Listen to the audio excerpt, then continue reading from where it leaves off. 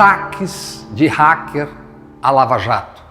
Ação de criminosos. Manchetes do Jornal Nacional. Revelação do site Intercept. O procurador Dallagnol escreveu para o juiz Moro sobre o que teria combinado com Fux, ministro do Supremo. Conversei com Fux mais uma vez hoje. O ministro disse quase espontaneamente que Theory fez queda de braço com Moro e viu que se queimou. Theory se queimou.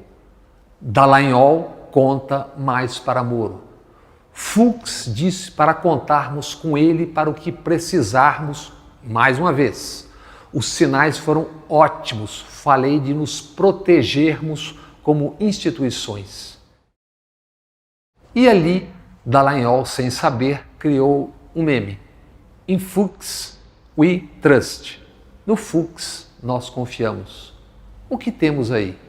Poderes com hierarquia legalmente estabelecidas se autoprotegendo? E essa conversa entre Moro e Dallagnol? De um lado, rasga o código da magistratura, dos juízes.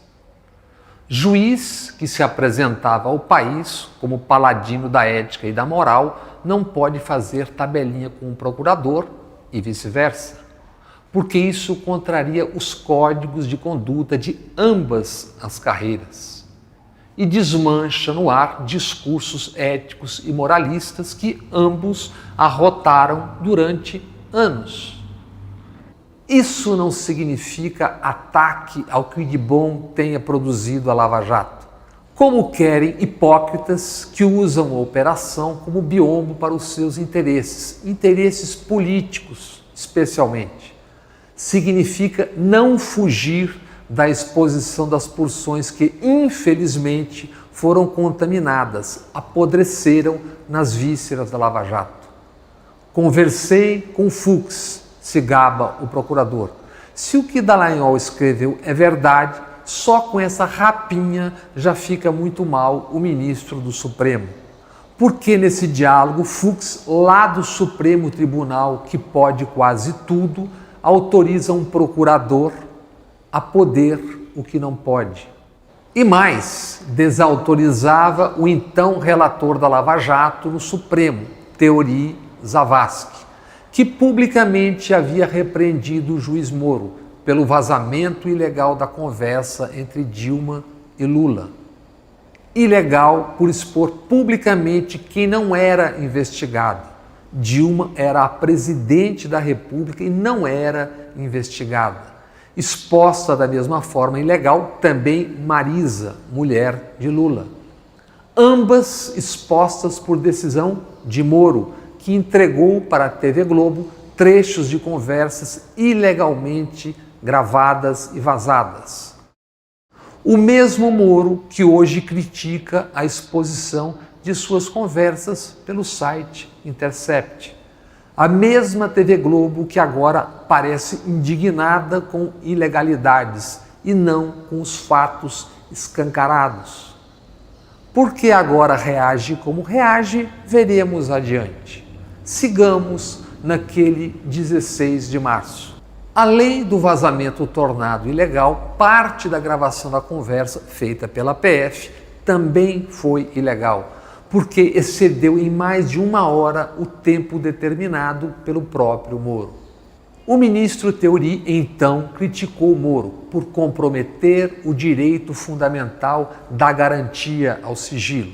Moro se desculpou com Theory por escrito. Depois, com o ministro já morto naquele acidente aéreo, Moro declarou: "Não me arrependo de forma nenhuma".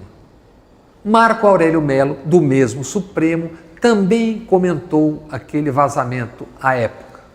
Disse com a franqueza habitual: o juiz agiu à margem da lei, portanto, fora da lei.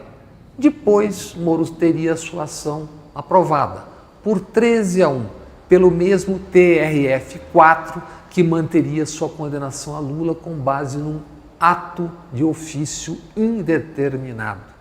Agora, expostas vísceras da Lava Jato, com a franqueza habitual, o ministro Marco Aurélio diz o que pensa. Vi com muita tristeza. Juiz dialoga com as partes e é parte acusadora no processo, com absoluta publicidade, com absoluta transparência. Pergunta e responde Marco Aurélio: se admitiria um diálogo com os advogados da defesa? Não. E também não se pode admitir diálogo com o Ministério Público, por melhor que seja o objetivo. O ministro Marco Aurélio encerra ensinando o beabá para o hoje ministro da Justiça, o procurador e as torcidas do Flamengo e etc. Em direito, meio justifica o fim, fim não justifica o meio. Marco Aurélio disse isso antes de conhecer novas vísceras expostas pelo Intercept nesta quarta à noite. No Twitter, o jornalista Glenn Greenwald avisou: todos os documentos, chats, áudios, vídeos, etc. são autênticos. Ninguém pode parar a reportagem. A verdade sobre Moro, Deltan Dallagnol e outros está finalmente sendo revelada. Será reportado até o final. Fecha aspas. Tentarão impedir. Por ora buscam demonizar e desmoralizar Glenn e o material. Sobre as tabelinhas entre Moro e Dallagnol, também Gilmar Mendes disse o que pensa. Aspas, eles anularam a condenação do Lula, quando o procurador disse que usaria notícia apócrifa para uma intimação e Moro respondeu, então é melhor formalizar. O ministro do Supremo explica para as torcidas: simular uma denúncia não é só falta de ética, isso é crime. Por tantas falam em hackers como se soubessem, tivessem certeza de que foi hacker. E não, por ora igualmente válido como hipótese, alguém de dentro do próprio jogo, do jurídico, da polícia ou da política, onde Moro se meteu supondo estar naquele ninho da sua República de Curitiba. Fingem não saber que, se verdadeiras e checadas, jornalistas têm o dever de publicar informações. Se quem as obteve na origem foi, por hipótese, um hacker, o problema é do hacker. Os fatos seguem sendo fatos. Foi assim que, com publicações desse mesmo Glenn, Edward Snowden, hoje exilado na Rússia, expôs os Estados Unidos, que via agência NSA espionava mundo afora, inclusive a presidência do Brasil e a Petrobras. Mas voltemos às manchetes do Jornal Nacional e congêneres. Ataque de hackers à Lava Jato, ação de criminosos. Tais manchetes são também, e antes de tudo, uma vacina, porque o próprio Glenn, no Twitter, atiçou a curiosidade sobre o material que teria em mãos, e nominando, aspas, a Globo é sócia, agente e aliada de Moro e Lava Jato, seus porta-vozes e não jornalistas que reportem sobre eles com alguma independência. Disse ainda, indicando mais um pouco, é exatamente assim que Moro, Deltan e a Força Tarefa veem a Globo. Então, não esperem nada além de propaganda. Leia-se, nada além de porrada. E mais, Glenn não nominou, porque é de se imaginar, não é hora de brigar com tantos ao mesmo tempo. Globo à frente, os grandes meios de comunicação do país se meteram no ou criaram um labirinto. Com arrogância e prepotência, quase todos sonharam que poderiam controlar o rumo dos ventos e eventos, como se esse não fosse um país de rentistas, com 1% de verdadeiramente ricos de um lado, e do outro lado, cada dia mais, milhões de pobres e miseráveis, com outros milhões de remediados ou nem tanto no meio. Como anunciado que fariam, ajudaram a sangrar o país.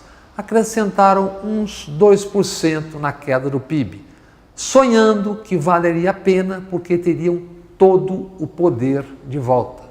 E nesse processo, que apelidaram de impeachment, consolidaram a ojeriza de uma porção do país. Depois provocariam o ódio de outra porção, dos que vinham engolindo todo aquele ódio derramado. E que terminariam escolhendo exatamente o ódio, esse ódio. Mesmo as tais porções ainda mantendo o vício de décadas de anestesia acrítica diante de telas e manchetes. São corresponsáveis pela recessão que beira a depressão e agora atinge a todos. Enquanto vendem bastar a nova Previdência para salvar milhões e milhões de pobres e miseráveis.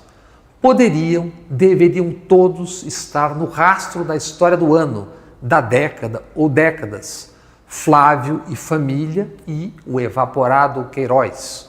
O Queiroz e milícias e o milicianato, juntos e shallow now. Deveriam estar no rastro dessa história, mas estão perdendo tempo, energia e meios no combate à exposição de vísceras da Lava Jato. Porque temem ou sabem que ali será encontrado DNA.